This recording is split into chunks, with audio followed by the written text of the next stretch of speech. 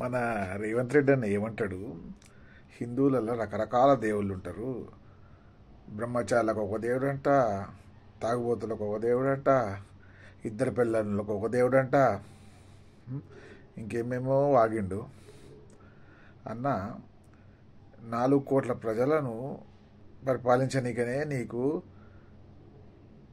50ల సంఖ్యల క్యాబినెట్ మంత్రులు కావాలి, 100ల సంఖ్యల ఎమ్మెల్యేస్ కావాలి, 1000ల సంఖ్యల ఎంపీసీ జెడ్పీసీలు కావాలి, 1000ల సంఖ్యల సర్పంచులు కావాలి.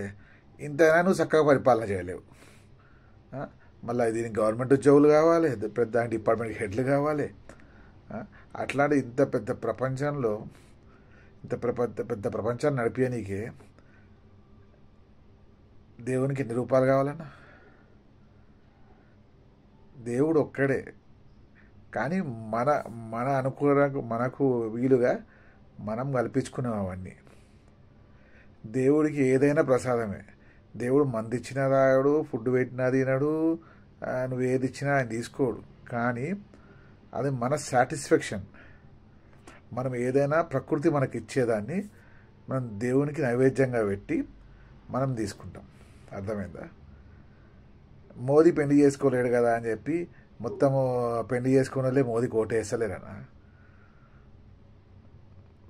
హనుమంతుని ఇష్టం అది బ్రహ్మచారిగా ఉండడం, అంతేగాని బ్రహ్మచారులే హనుమంతుని పూజించాలి ఏం లేదు. ఈ మాటలు ఒకసారి ముస్లింల గురించి కానీ క్రిస్టియన్స్ గురించి కానీ వాగు, ఆ ఓల్డ్ సిటీలోనే నేను చెప్పు తీసుకొని కొడతారు. దమ్ము ధైర్యం లేదు ఒకళ్ళ గురించి మాట్లాడనీకే, మళ్ళీ సిగ్గు లేకుండా చెప్పుకుంటావు నన్ను ఆర్ఎస్ఎస్లు ఉన్నా అని చెప్పి. ఓట్ల కోసం ఇంతకు దిగజారకన్నా జాగ్రత్తగా ఉండు. ఎందుకంటే హిందువుల్లో అవమానించిన వాడు ఎప్పుడు బాగుపడ్డట్టు ఇండియన్ చరిత్ర లేదు. జర జాగ్రత్త మరి.